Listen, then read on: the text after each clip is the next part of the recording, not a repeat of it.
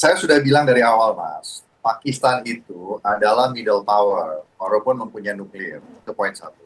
Poin kedua, Pakistan tidak akan pernah bisa menentukan hasil. Saya konsisten mengatakan itu sejak awal. Ya, bahkan saya sudah mengatakan 2 hari sebelum 22 April bahwa akan ada perpanjangan eskalasi. Ya, Oke, itu tidak akan ada pertempuran terbuka. Ya.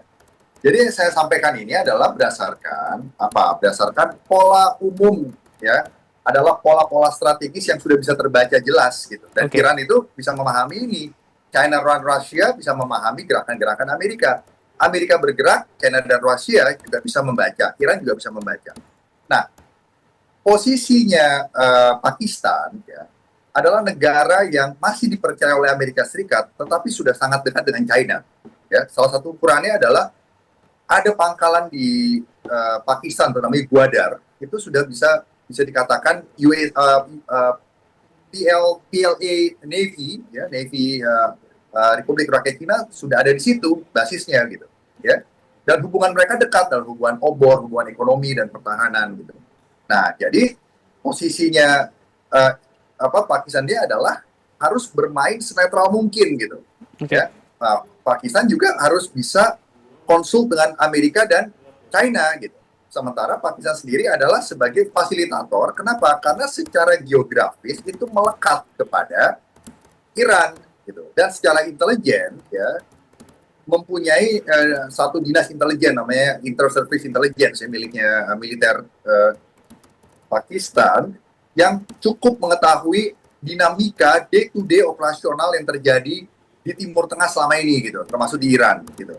Nah, jadi karena faktor-faktor itulah akhirnya dipilihlah Pakistan sebagai mediator yang bukan decision maker, Mas. Sifatnya Oke. itu bahkan sekarang kalau tidak hati-hati Pakistan itu bisa terseret gitu loh.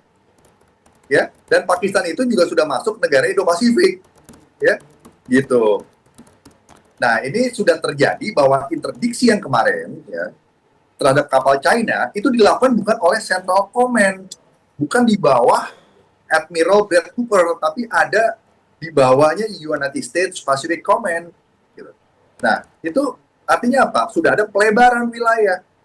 Nah, lama-lama nanti kapal Iran juga bisa dikejar sampai Selat Malaka. Sementara Indonesia, kalau misalnya kita dilewati oleh kapal induk Amerika atau kapal induk negara manapun, saya juga mau menjelaskan di forum ini, itu namanya transit passage gitu. Negara manapun, kapal manapun gitu. Ya, jadi ada transit passage, ada innocent passage. Ya. Jadi Indonesia tuh posisinya tuh sangat sensitif. Saya mau mengatakan itu sih. Jadi harus pinter benar-benar berdiplomasi dengan kuat, gesit, ya, fleksibel, adaptif, dan siap untuk mengambil segala kemungkinan gitu. Oke. Makanya saya katakan ini adalah suasana kuantum. Ya, kita susah menebak yang menjadi intensi dan kapabilitas Presiden Trump dan juga semua aktor yang terlibat, baik Ya. aktor negara dan negara.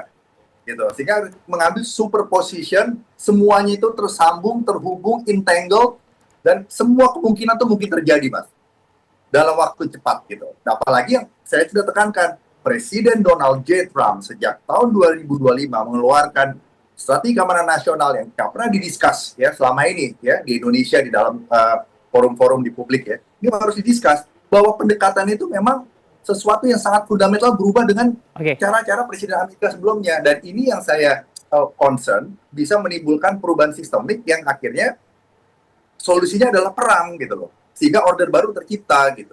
Apalagi Presiden Trump itu tidak percaya dengan pendekatan liberalis, sangat curiga dengan jaringan liberalis, Oke. jaringan global, ya, etnik Baik. kekuatan-kekuatan non-state actor tingkat global. Jadi ini suasana yang kompleks ya. Jadi jangan kita lihat hanya konflik yang sekarang terjadi, tapi kita harus mengerti apa yang terjadi secara sistemik di belakangnya itu. Pak Wibawanto, jadi menurut Anda perlukah ada pihak pendamai lain untuk bisa mengakomodir antara Amerika Serikat dan juga Iran dapat mencapai kesepakatan di waktu yang akan datang, begitu? Nah, gini ya Mas, dalam menghadapi suasana kuantum segala sesuatu mungkin itu saya sampaikan ya. Makanya pemimpin-pemimpin Eropa, Global North, yang sebenarnya satu blok dengan Amerika, itu juga melakukan yang namanya balancing act gitu. Jadi mereka juga melakukan negosiasi-negosiasi untuk membujuk Iran, mempersuade Iran untuk membuka Hormuz. Tetapi masalahnya, sekarang kunci itu ada di Amerika. Sampai di mana Amerika mau going further on this gitu. Nah, Presiden Trump se-ekstrim apapun Presiden Trump, ya, se-individualis apapun Presiden Trump tetap adalah presiden dari negara demokrasi Amerika yang sudah cukup tua. Jadi ini yang menjadi correcting point-nya itu nanti, correcting instrumennya itu adalah sistem domestik di Amerika sendiri, yaitu di mana pada tanggal 28 April Kongres harus memutuskan mau melanjutkan perang ini menjadi tetap intensity konflik atau harus stop. Kalau tidak disetujui berarti Presiden Trump punya waktu 30 hari untuk menarik pasukan. Tapi gray area-nya akhirnya jatuhnya ke special operation and low intensity conflict. Gitu. Jadi akhirnya nanti tercapai kondisi seperti kondisi sebelum 28 Februari.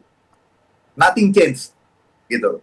Cuman memang ada capaian-capaian militer dengan Amerika menyerang pangkalan militer, sasaran-sasaran militer dan beberapa sektor sentra energi Iran, dan mungkin akan semakin heat dan semakin memanas suasananya gitu.